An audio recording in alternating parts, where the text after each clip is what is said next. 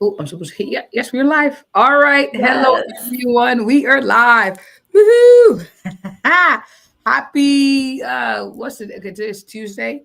Happy Tuesday. Good morning, good afternoon, good evening, depending on when and where you're watching this Facebook Live. This is the face and the voice of Dr. Tolu Olabintin. I am the CEO and co founder of Living Spring Family Medical Center here in Mansfield, Texas, not too far from Dallas, where we help our patients live long and well because we believe our quality of life is just as important as the quantity of life. And yes, we're having a very interesting conversation today with the one and only Dr. Kristine Goins. I hope I said that right. I didn't even ask you how to You pronounce did. it. I did. She's amazing. We've been chatting, and if you saw how we kind of launched, we abruptly ended the conversation knowing that we're having this live. But she's very interesting. I love what she does. She's a physician. She's. I'm gonna let her talk about herself. But we're talking today about stress busting travel tips for everyone, how you could actually use that traveling as a way to improve your quality and quantity of life. Doc, thank you so much for coming. I appreciate you taking the time to spend some time with us this evening. So honored to be here. So thank you so much for having me.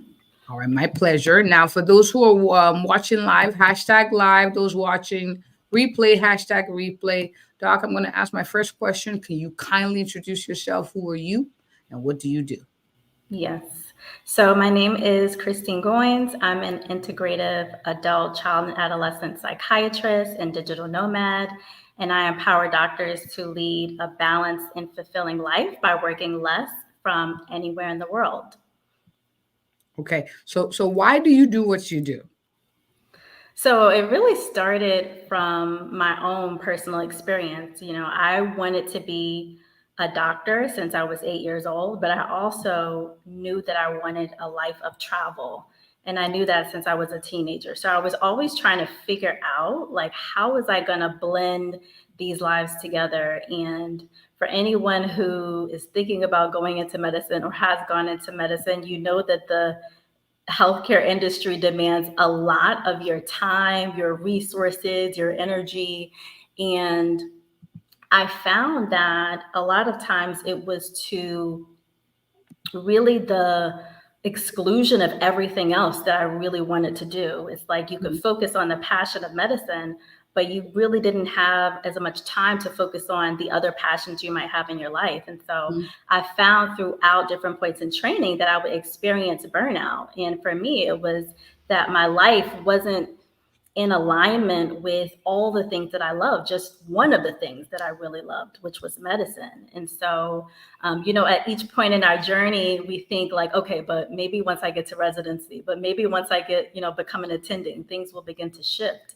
And I found that even as an attending, things weren't shifting. I had more responsibilities, I had more leadership, I had a lot more of the work that I thought that would be released after training. And so I got to the point where it was affecting my mental health, my physical health.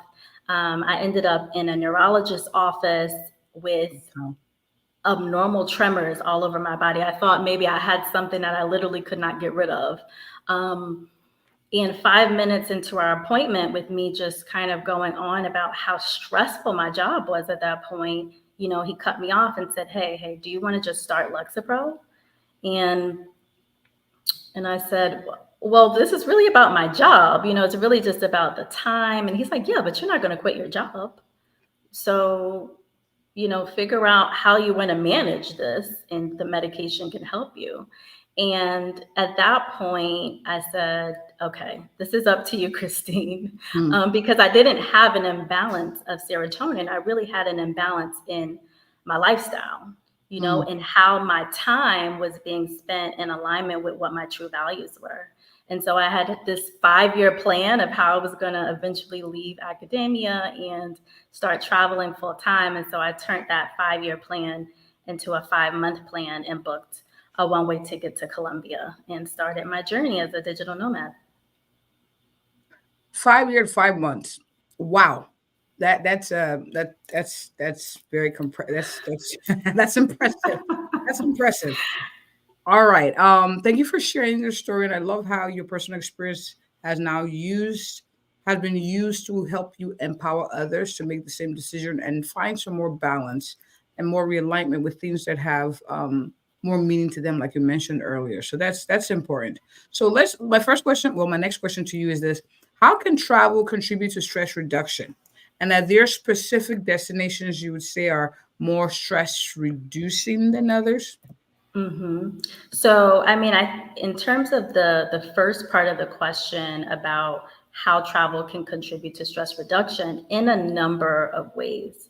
One is that travel exposes you to all these novel experiences, in diverse environments, and it really acts as a catalyst for increasing our neuroplasticity. So, like our brain's capacity to continue growing and evolving in response to life's experiences. And so being able to have this constant exposure to new surroundings, it enhances your brain's ability to do that, but also enhances your moment to moment awareness. So you're more present, where you are because things are so new.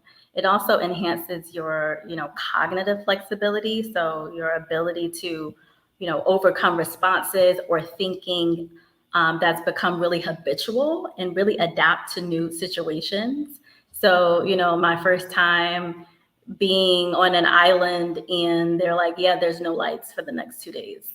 And just being able to adapt to, different changing situations that really allowed me to become much more comfortable with the uncomfortable. And it's really been a lesson in embracing the beauty and the blessing in the unexpected, Hmm. things that we're not really thinking about. And so that cognitive flexibility for me really can lead to, for me, has led to decreased perceptions of stress, but also Ah, enhanced emotional resiliency, even in those different situations. Also, creativity, because you're exposed to different ideas, cultures, languages, art really allows you to ignite your imagination. And so, traveling has really helped me to cultivate a mindset that consistently thinks outside the box.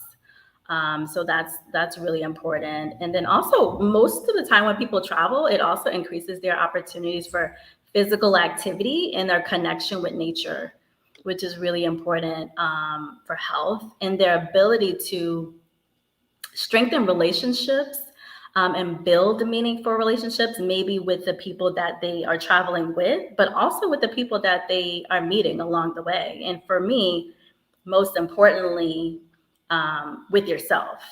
Really, when you're doing solo traveling or when you just take the time to really use that for some deep introspection. I know it's really been helpful for me. And I think it's ultimately enhanced my role both as a physician and a coach. awesome. I like how you mentioned that it helps kind of almost like adjust your perception of stress because you see the unexpected. You see, okay, no light. Well, you adjust. You still have to enjoy. Well, thrive, right? I like that. I like that. That's really good. All right. So I have people who are watching who are like, good for you, doc. You're a doc. Money falls on trees for you. But what tips would you advise for someone who is looking to travel but on a budget, Yeah. as a means to maintain their health and well-being? What would you say to that, Doc? I mean, I think when you're thinking about money as you're traveling, one thing that's really helpful to remember is that the more closely you are connected to the locals of that place, in terms of where you choose to live, visit, eat, patron, what you choose to consume, typically the more authentic of an experience you will have, but also it's going to be cheaper. So that's something to consider when you are traveling is how do you want to connect with the people in that particular culture, in that particular place? And then how intentional do you want to be as you're moving forth and thinking about both in terms of your health and your well-being and in terms of your finances? Like when you're planning your trip, do you already think about what your access to fresh food is going to be, Mhm. your ability to be active, how Are you going to walk? Are you going to bike? Are you going to have a gym access or classes? Have you jam packed each of your days with adventures so that you can literally see every single thing that is possible in that place? Or have you intentionally made time for rest and restorative practices that Mhm. allow you to return home feeling refreshed? So really just being intentional with both your schedule and where you're choosing to go, and then how you are going to patron and how you're going to experience your travel in that place will definitely impact both your budget and your well-being. So there are cost-effective ways. If go more local, you could change. You could save money. For sure. Right. Awesome. Awesome. Now, for those who are wondering, well, with the travel, there may be time zone changes, jet lag, or how do you advise that people combat the potential stress from jet lag or disruption to their routine? I think it's about, again, that ability to be intentional. Like, even from the time that you're thinking about the trip and booking your tickets, are you booking it at, a 6 o'clock a.m. flight that's going to leave you feeling pretty tired by the time you get there? Like, is your timing in alignment with, how you flow? Are you thinking about moments of rest and breaks? So sometimes it can mean booking in advance and thinking about those things, thinking about the timing of your activities and how much you want to do. I think it's really in just being cautious and being intentional about your itinerary. I will live in a particular city for a month, and I probably haven't been to half of the tourist attractions that someone visiting here for Wow. 3 days might go to, because most of my days are spent hanging out and living the way a normal, like, local here would probably live. And so I'm doing what they would probably normally go to the same restaurants, going to the beach, and I might do tourist things here and there, Mm. just to like have fun and have the adventure. But it's, for me, it's not about seeing and doing everything, because you find that it can become really exhausting. So it's Mm. really creating that balance for yourself as you move into it. I like that. Creating that balance. So you go there to immerse yourself in the experience as opposed to, ooh, let me just say I've done all these things. That's why a lot Yes. of people come back tired. The gratification. All right. So I have some people who are concerned who are like, well, doc, you mentioned eating foods, the local foods, but are there any healthy eating tips just to make sure that they're relatively safe, especially for those on a tight budget? Yes. So again, if you're doing more local instead of going to maybe more touristy kind of restaurants, it's definitely going to be cheaper. Healthier, healthier piece might not be if you're going out. So what I like to do is I like to balance it. Like, I know ahead of time, these are the days that I like to go out to eat, to really explore the local cuisine. Because let's just be honest, like, nobody wants to go on vacation and then eat kale the whole time that they're there. That's not going to be fun at all. So it's really like that balance between, these are the times I'm going to go out, and then these are the days where I'm going to go get the fresh fruits and vegetables Yes. and things, and then make my own food at home. And so just really having a balance between that. Sometimes I'll even, wherever I go, I try to make sure I also learn how to make something in that particular culture. And so, Wow. like, using that as an opportunity to learn about how to make even some of the local meals, like, for yourself. And then also thinking about what you're choosing to bring into the house for those moments when it's like 12 o'clock in the morning and you're like rummaging through the cabinets of your hotel room and there's ice cream, like a whole pint there. So just thinking about those moments of like, what do you want to have available to you and what you want to have. And so being kind of intentional about that from the beginning, and to kind of balance the food aspect, especially if you're like a foodie like me, is I try to balance it with knowing that there's a lot of activities that I have planned or that I want to do where movement is required, so that my fun is also going to involve movement. And so then I can eat more things or have more leeway or flexibility in my diet, because I'm also going to have more physical activity on this side. So just being conscious about that balance as well. Wow, this is so much a lifestyle. I like how you talked about you would learn how to make some of the food local. It's cost effective one. You immerse yourself in the culture. Great experience. Wow, this is good. This is good. Now, my next question to you: are there mindfulness or relaxation techniques that travelers can easily incorporate into their journeys? For sure. I like to think of each part of the journey, even when I'm traveling, as like an opportunity to engage in either some kind of rest, some type of relaxation, or learning. So, if I'm getting on the plane, especially if I'm doing like a 17-hour flight, um, I already have like certain maybe audiobooks keyed up. So I'm like, I wonder what I'm going to know between now and when I reach my destination, like what I would have learned, like what skill, what new knowledge I would possess. So thinking about that, meditation apps really help, especially when I'm trying to really go into a flow of sleep. So sometimes I'll make sure I get my insight timer together and do like sleep meditations when I'm trying to ease into that portion, especially with like the jet lag.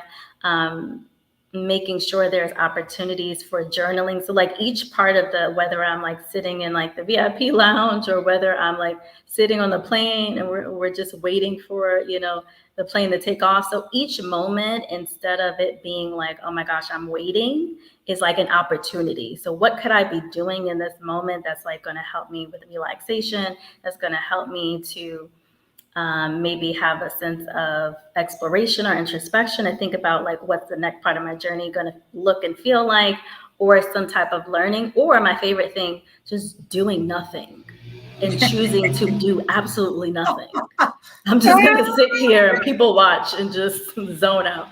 I think it's just being thoughtful about that. So there is no wasted time, because either you're doing something restorative or you're doing something that really moves you in the direction that you want to go. Cool. Now, for someone who's watching, who's like, I like the idea of, traveling as a lifestyle. Where do you start? Because you mentioned you went from 5 years to 5 months. Where do you start? Ah, I think you start by thinking about how you can digitize your expertise, because there is something that you do mm, already, particularly, let's say we're talking about physicians, but I believe is true of pretty much anyone who has some level of expertise and skill set and knowledge. But thinking about what are the transferable skills that you mm, have as a physician, what do you do right now? There's some aspect of that you can do digitally, whether it's educating others, whether it's direct one-on-one with patients, whether it's some type of consultation. There's a myriad of ways to do it, but it's just thinking more flexibly about what that approach looks like and what type of platform you can utilize to do that. And that will really open up your ability to be able to engage, teach, live your passion from anywhere in the world. I feel like usually anyone can do it, but typically there's just some self-limiting thoughts in the way. Like, but I've been trained to do it this way, but what about finances? But what about uh, rules, laws? Like there's a lot of different things that come up. I know they all came up for me. And my biggest challenge were just my own thoughts. Once I managed those, I saw that there was so much opportunity to move forward in living a life that was both um, more time freedom and more location freedom, which was more in alignment with what I really wanted. So it was not for you. It was not a question of can I do it. It was like, okay, how do I get to do this? Because I can. So you saw the possibilities, and so it was a question of how can I do this. So digitizing your expertise, big, big, big, big. Now looking back, would you do anything differently? I know you've been doing this for a couple of years. Like Yeah. compared to when you started and now, are there things you would say for someone to kind of watch out for you, try to do differently? I don't think so. You know, there were a lot of things that I did ahead of time that Okay. only looking back that I realized I was preparing myself for that moment, but I didn't know that consciously at that point.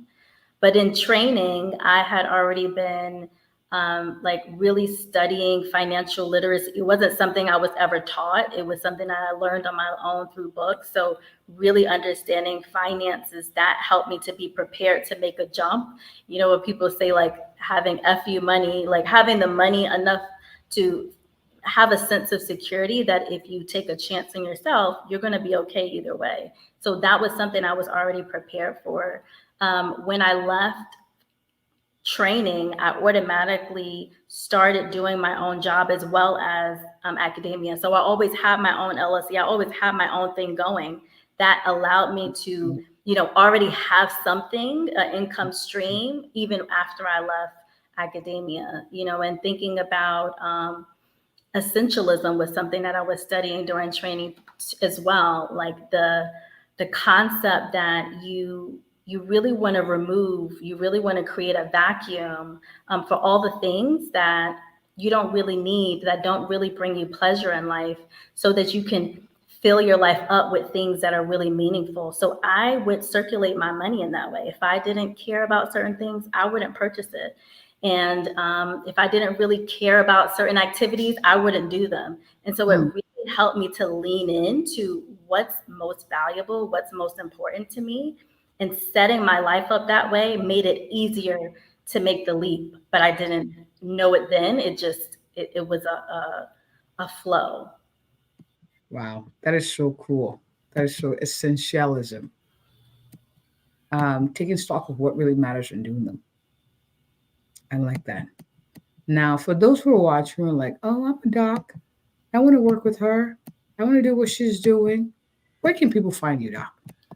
They can find me on my website, thenomadmd.com, on Instagram at the Nomad MDs, and on Facebook at the Nomad MDs. And I'm trying to put that down here. So website, uh, nomad.com, Instagram, and Facebook. All right, awesome, awesome, awesome. So for those of you who are watching live and replay, you get to see that's the website at the bottom of the screen, and Instagram and Facebook. So the Nomad MDs on Instagram, so with the S, Yes. and then Facebook without the S, correct? Same with us. Oh, same with the S. Okay. Mhm. Let's put that back. S. There we go. All right. So I have that at the bottom of the screen. Thank you so much for coming. This was good. I learned a lot. Um, and I love the fact that this is possible. You make it sound easy. I'm sure it's a lot of back work, but it's possible. That's the big For sure. takeaway. It's possible. You could practice medicine on your own terms in whatever country you want to. Just follow her. She has a lot of good, useful information. You can follow her, go to her website, so that way you can start your journey to perhaps living like she does. You're living the life, dog. I like it. Thank you Thank so you. much for coming. I appreciate you. Thanks for having me. All right, awesome, awesome. Everyone, thank you so much for watching live replay. If you know someone who could use this information, someone who you know has a burning desire to travel a lot and make that more lifestyle than a leisure piece, please forward this video to them. You could enhance the quality and quantity of someone's life by doing so. And as always, if you or anyone you know is looking for an awesome, a thorough, and a compassionate family physician, who have conversations like this to help live love long and well, I am she. And if you're looking for a doctor who can help you travel and work at the same time and work-life balance, she's she. All right. Thank you so much, Doc. This was Thank good. you.